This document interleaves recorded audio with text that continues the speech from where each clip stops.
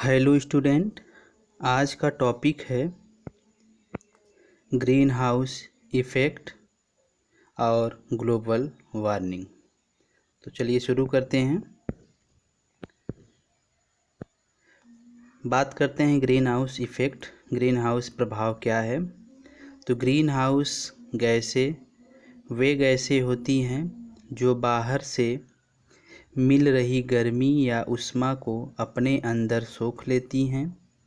Green house गैसों का इस्तेमाल सामान्यतः अत्यधिक सर्द इलाकों में उन पौधों को गर्म करने के लिए किया जाता है जो अत्यधिक सर्द मौसम में खराब हो जाते हैं।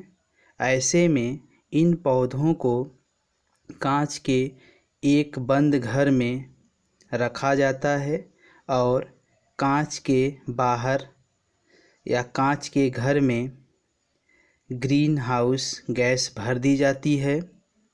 यह गैस सूरज से आने वाली किरणों की गर्मी को सोख लेती है और पौधों को गर्म रखती है। ठीक यही प्रक्रिया पृथ्वी के साथ होती है। वातावरण में अधिक ग्रीन हाउस गैस हो जाने के कारण सूरज से आने वाली किरणों की गर्मी को ग्रीन हाउस गैसों द्वारा पृथ्वी के अंदर रोक लिया जाता है, जिससे पृथ्वी का वातावरण गर्म हो रहा है। इस प्रभाव को ग्रीन हाउस प्रभाव कहते हैं। ठीक, जैसे यहाँ पे ग्रीन हाउस होता क्या है, जैसे कुछ जो सर्द वाले प्रदेश होते हैं वहाँ पे जो नर्सरी या जो प्लांट्स होते हैं उतनी अच्छे से नहीं हो पाते हैं, तो एक घर बनाते हैं। वो घर जो होता है पूरे कांच का होता है। तो होता क्या है, उस घर के अंदर ग्रीन हाउस गैसें भर देते हैं। अब जब सूर्य की किरणें आती हैं तो सूर्य की किरणें उस कांच को भेदते हुए अंदर चली जाती हैं। जैसे ही अंदर जाती हैं तो जो ग्रीन हाउस गैसें होती हैं वह ग्रीन हाउस गैसें क्या करती हैं, उस सूर्य की अंदर जो ऊष्मा होती है उस ऊष्मा को अंदर रोक देती हैं, जिससे जो भी पौधा उस ग्रीन हाउस के अंदर है वह अपना भोजन बनाने लगता है और पौधा बड़ा होने लगता है। तो होता क्या है, ऐसे ही हमारा पृथ्वी जो है बहुत सी गैसों से घिरा हुआ है, उसमें ग्रीन हाउस गैस भी हैं। जब ऊपर से सूर्य की किरणें पृथ्वी पर आती हैं, आने के बाद जो किरण होती हैं वह किसी धरातल से टकराती हैं।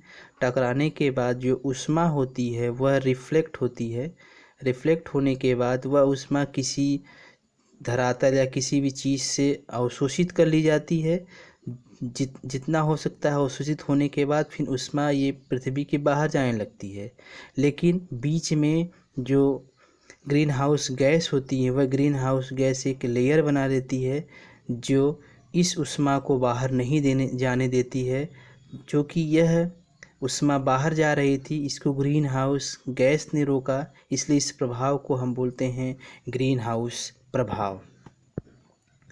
जैसे यहाँ पे एक और डिफिनीशन है ग्रीन हाउस प्रभाव की। बात करें, गैस वातावरण के चारों ओर अपना एक मोटा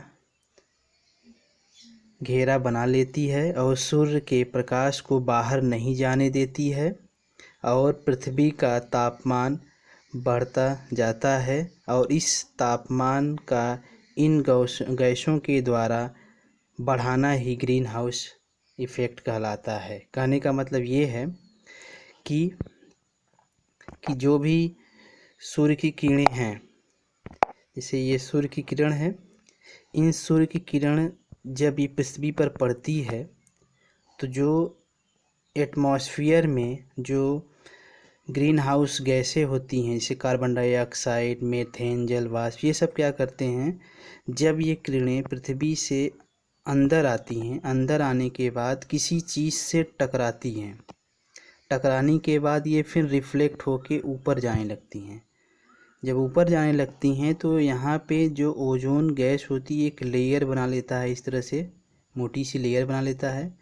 जब सूर्य की किरणें पृथ्वी के अंदर आने के बाद किसी धरातल से टकरा के वापस जाने लगती हैं, तो जो ओजोन जो आपका ग्रीन हाउस गैस होती है, जैसे कार्बन डाइऑक्साइड, मीथेन, जल वाष्प, ये सब क्या करते हैं कि इस ऊष्मा को पृथ्वी के बाहर नहीं जाने देते हैं, जिसके वजह से इस पृथ्वी के अंदर का जो तापमान है वह लगातार बढ़ता जा रहा है, क्योंकि सूर्य की किरणें बार बार पृथ्वी पर आती हैं, बार बार इस ओजोन आपके ग्रीन हाउस गैस के द्वारा इन किरणों को अंदर रोक लिया जाता है, जिसकी वजह से ऊष्मा अंदर रुक जाती है और जो गैस होती है वो बढ़ता चला जा रहा है और इस ऊष्मा को ये रोकता चला जा रहा है। इसी प्रभाव को हम बोलते हैं ग्रीन हाउस प्रभाव।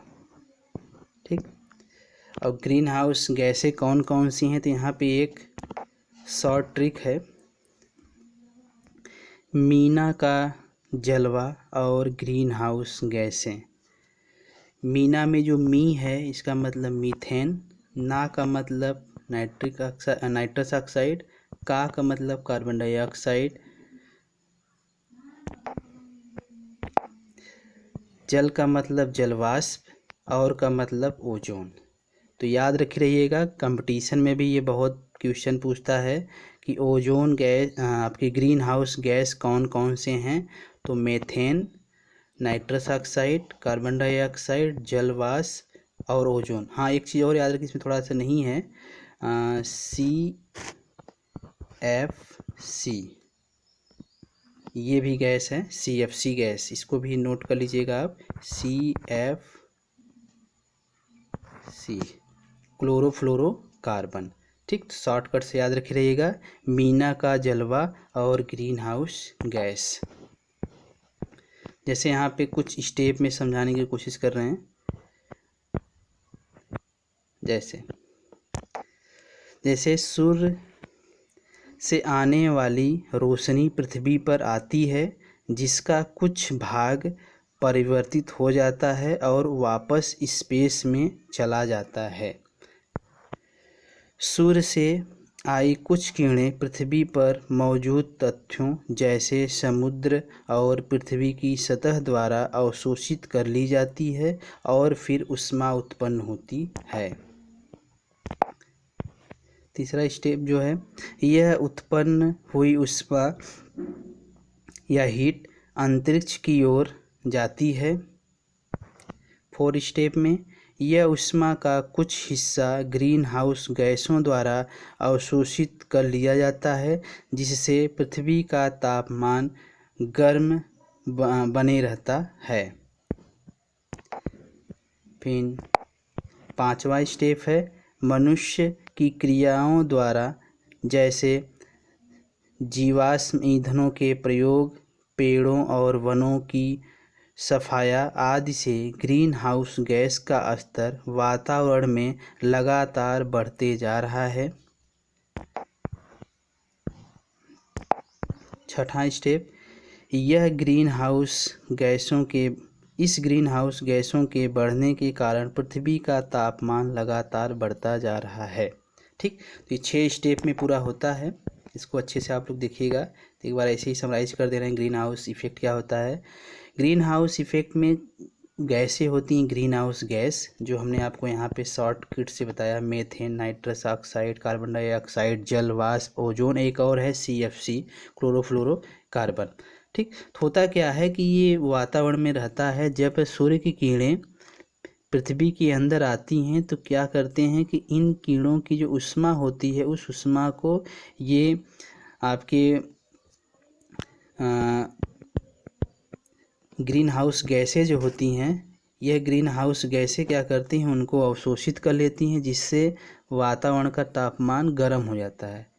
लेकिन ये तभी तक सही रहता है जब तक कि वातावरण में जो आपके ग्रीन हाउस गैस है उसकी मात्रा समान हो। लेकिन आजकल की जो गतिविधियां हैं, इसको देखते हुए जो हमारे वातावरण में जो मीथेन हो गया, कार्बन डाइऑक्साइड, कहने का मतलब ये है कि जो आपके ग्रीन हाउस गैसें हैं उनकी मात्रा बढ़ती चली जा रही है, जिसकी वजह से जो भी सूर्य की किरणें आ रही हैं पृथ्वी पे, उसके ऊष्मा को ज़्यादा से ज़्यादा ये ग्रीन हाउस गैसें उनको रोक दे रही पृथ्वी के अंदर, जिससे आज इस पृथ्वी का जो तापमान है बहुत तेज़ी से बढ़ता चला जा रहा है। इसी प्रभाव को हम बोलते हैं ग्रीन हाउस प्रभाव। ठीक, अब बात करते हैं ग्लोबल वार्मिंग। ये भी ग्रीन हाउस प्रभाव से ही रिलेटेड है। तो बात करते हैं ग्रीन हाउस के बाद ग्लोबल वार्मिंग, इसको बोलते हैं वैश्विक तापमान। पृथ्वी के सतह पर औसतन तापमान का बढ़ना ग्लोबल वार्मिंग कहलाता है। पर्यावरण में कार्बन डाइऑक्साइड और ग्रीन हाउस गैस के मात्रा में वृद्धि के कारण पृथ्वी के सतह पर निरंतर तापमान का बढ़ना ग्लोबल वार्मिंग है। ग्लोबल वार्मिंग दुनिया के सभी देशों के लिए एक बड़ा समस्या है। ग्लोबल वार्मिंग में सर्वाधिक योगदान कार्बन डाइऑक्साइड का है। ठीक, तो ग्लोबल वार्मिंग का मतलब ये होता है कि कार्बन डाइऑक्साइड और जो ग्रीन हाउस गैस हैं, वैसे भी carbon dioxide green house gas का ही हिस्सा है, लेकिन सबसे ज़्यादा जो ग्लोबल वार्मिंग को प्रभावित करता है वो कार्बन डाइऑक्साइड करता है। तो कार्बन डाइऑक्साइड और ग्रीन हाउस गैस की मात्रा जब पृथ्वी में ज़्यादा होने लगती है तो ज़्यादा मात्रा में सूर्य की किरणों को ऊष्मा को पृथ्वी के अंदर रोक लिया जाता है, जिसकी वजह से हमारे पृथ्वी का जो तापमान है वो बहुत तेज़ी से बढ़ रहा है। तो इसी प्रभाव को हम बोलते हैं ग्लोबल वार्मिंग। और ग्लोबल वार्मिंग बढ़ाने का सबसे ज़्यादा जो योगदान है वो कार्बन डाइऑक्साइड का है, और ग्लोबल वार्मिंग पूरी दुनिया के लिए इस समय सबसे बड़ी समस्या बना हुआ है। अब ग्लोबल वार्मिंग के जो प्रभाव हैं क्या क्या हैं। ठीक, तो पहले प्रभाव की अगर हम बात करें, मौसम तथा जलवायु पर प्रभाव। तो पहले क्या था कि जो पृथ्वी का जो तापमान था वो काफ़ी ठीक था, लेकिन ये एक अनुमान ये आया हुआ है कि जिस हिसाब से ग्लोबल वार्मिंग बढ़ रही है तो पृथ्वी का जो औसतन ताप है वो लगभग 0.6 डिग्री सेंटीग्रेड की वृद्धि हुई है, जिसके वजह से जो पर्यावरण का जो तापमान है वह काफ़ी बढ़ गया है, जिसकी वजह से उनमें रहने वाले जीव जंतु सबको बहुत प्रॉब्लम हो रही है। तापमान में वृद्धि के कारण बारिश के रूप में भी बहुत परिवर्तन देखने को मिल रहा है। तापमान बढ़ने की वजह से ही, ग्लोबल वार्मिंग बढ़ने की वजह से ही साथ में देखा जा रहा है कि सूखा बहुत ज़्यादा आ रहा है, बाढ़ की समस्या भी आ रही है, और जलवायु में परिवर्तन होने से मानव के स्वास्थ्य पर भी खतरा बढ़ गया है, क्योंकि बहुत से रोग या जो रोगाणु हैं वो बहुत ज़्यादा उत्पन्न होने लगे हैं, जिसकी वजह से ये प्रॉब्लम होती जा रही है। तो मौसम और जलवायु में ग्लोबल वार्मिंग का बहुत प्रभाव पड़ रहा है, क्योंकि एक अनुमान ये है कि लगभग 2100 से 1990 के बीच में जो तापमान में जो वृद्धि हुई है वह 1.4 डिग्री सेंटीग्रेड से 5.8 डिग्री सेंटीग्रेड का तापमान में परिवर्तन हुआ है। और एक अनुमान ये भी आया हुआ है कि इसी हिसाब से अगर ग्लोबल वार्मिंग बढ़ती रही तो 2030 तक लगभग जो तापमान है वह 2 डिग्री तक बढ़ जाएगी।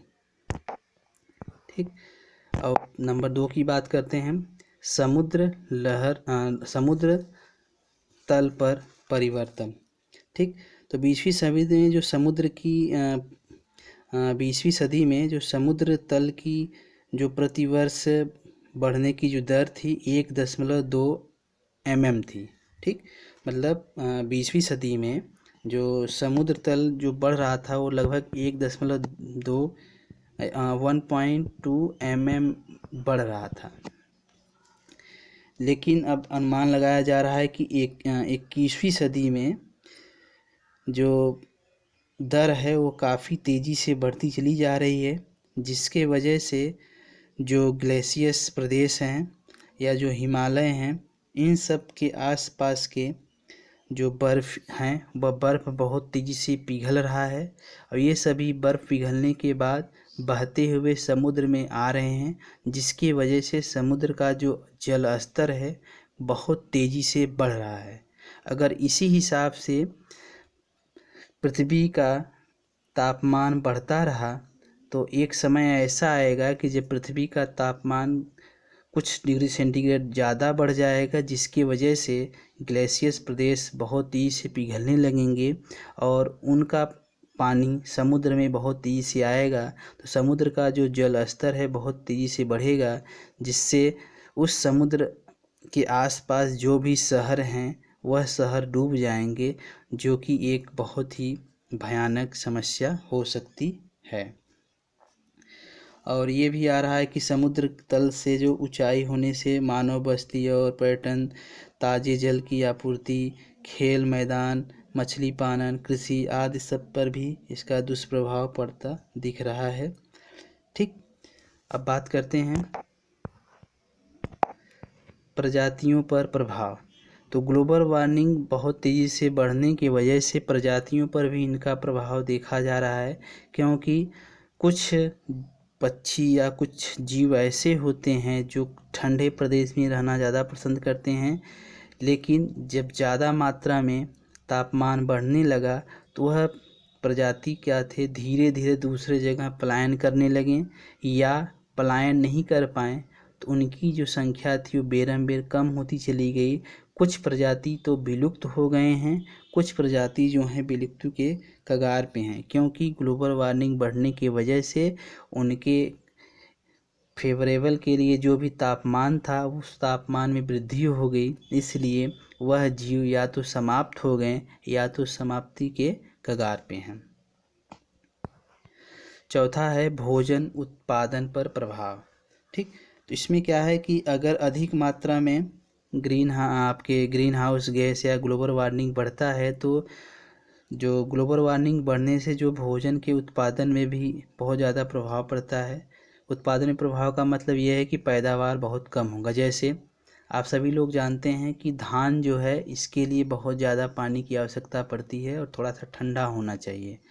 अगर ग्लोबल वार्मिंग इसी हिसाब से बढ़ेगी तो धान की जो फसल है उसकी जो पैदावार है वो काफ़ी कम हो जाएगी। ऐसे ही कुछ प्रदेश जो बर्फीली प्रदेश होते हैं वहाँ पे बहुत से अच्छे अच्छे फल लगते हैं, जैसे सेब हो गया, ये सब चीज़ें। तो अगर गर्मी बढ़ेगी, वहाँ की तापमान में वृद्धि होगा तो उनके जो उत्पादन हैं उनके उत्पादन में भी क्या होगी, समस्या होगी, उत्पादन कम होगा। तो इससे क्या होगा, भारत या किसी पूरे विश्व की जो आर्थिक स्थिति है वो इससे गड़बड़ हो सकती है। ठीक, अब बात करते हैं ग्लोबल वार्मिंग रोकने के उपाय के बारे में।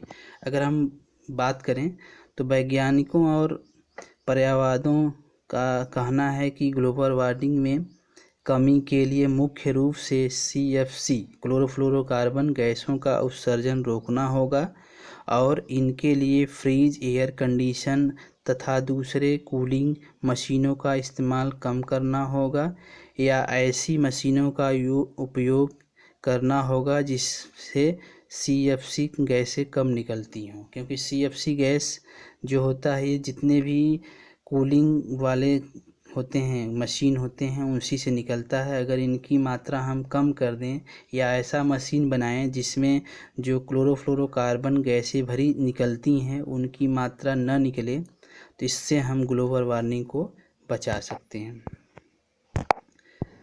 दूसरा है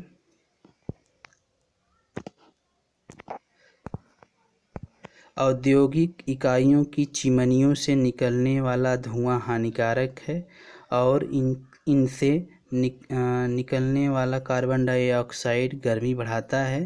इन इकाइयों में प्रदूषित रोकने के उपाय करने होंगे, क्योंकि मैक्सिमम जो ग्लोबल वार्मिंग को जो बढ़ा रहा है वो कार्बन डाइऑक्साइड बढ़ा रहा है। और आज के युग में सबसे ज़्यादा कंपनी डेवलप हो रही हैं, उसमें चिमनी लग रहे हैं। चिमनी का जो धुआं है वह वातावरण में बहुत तेज़ी से फैल रहा है, जिसकी वजह से कार्बन डाइऑक्साइड बढ़ रहा है और ग्लोबल वार्मिंग बढ़ रहा है।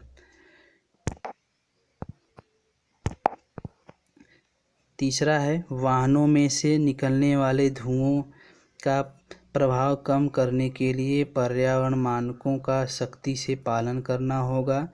उद्योगों और खासकर रासायनिक इकाइयों से निकलने वाले कचरे को फिर से उपयोग में लाने लायक बनाने की कोशिश करनी होगी और प्राथमिकता के आधार पर पेड़ों की कटाई रोकनी होगी और जंगलों के संरक्षण पर बल देना होगा। ठीक, ये पॉइंट इम्पॉर्टेंट है क्योंकि आप जानते हैं जो भी जहरीली गैसें या इस तरह की गैसें होती हैं या मैक्सिमम जो कार्बन डाइऑक्साइड होते हैं निकलते हैं इंडस्ट्री से, इनको केवल कम करने का कार्य केवल पेड़ पौधे करते हैं। इसीलिए जंगलों के संरक्षण और पेड़ों की कटाई पर विशेष ध्यान देना होगा। अगर इन दोनों चीज़ पर हम विशेष ध्यान देंगे तो हम ग्लोबल वार्मिंग को काफ़ी हद तक कंट्रोल कर सकते हैं। ठीक, फिर लास्ट है अक्षय ऊर्जा के उपयोग पर ध्यान देना होगा, यानी अगर कोयले से बनने वाली बिजली के बदले पवन ऊर्जा, सौर ऊर्जा और पवन बिजली पर ध्यान दिया जाए तो वातावरण को गर्म करने वाले गैसों पर नियंत्रण पाया जा सकता है तथा साथ ही जंगलों में आग लगने पर रोक लगानी होगी। ठीक, तो अक्षय ऊर्जा का मतलब ये है कि जैसे मान लीजिए हम आजकल होता क्या है कि कोयले को जलाया जाता है बॉयलर के थ्रू इस तरह से, तो बिजली बनाया जाता है। तो जो कोयले को जलाया जाता है तो उसमें से बहुत सी गैसें निकलती हैं जो वातावरण को गर्म करते हैं, ग्लोबल वार्मिंग को बढ़ाते हैं। इसलिए हमें कोयले से बिजली बनाने के विकल्प के अलावा हमें पवन ऊर्जा या सोलर ऊर्जा या पवन बिजली पर विशेष ध्यान देना होगा। इससे हम ग्लोबल वार्मिंग को रोक सकते हैं और साथ ही जो जंगलों में आग लग जाती है इस पर भी ध्यान देना होगा। ठीक, तो आज हमने बात किया ग्लोबल वार्मिंग और ग्रीन हाउस इफ़ेक्ट के बारे में। तो याद रखिएगा ग्रीन हाउस गैस कौन कौन से हैं, ठीक, और ग्लोबल वार्मिंग क्या है, बहुत ही इम्पोर्टेंट है ये आपके एग्जामिनेशन के लिए भी। आप कहीं कंपटीशन एग्ज़ाम देंगे तो वहाँ भी इससे कुछ क्वेश्चन आते हैं। ठीक, ओके, थैंक यू।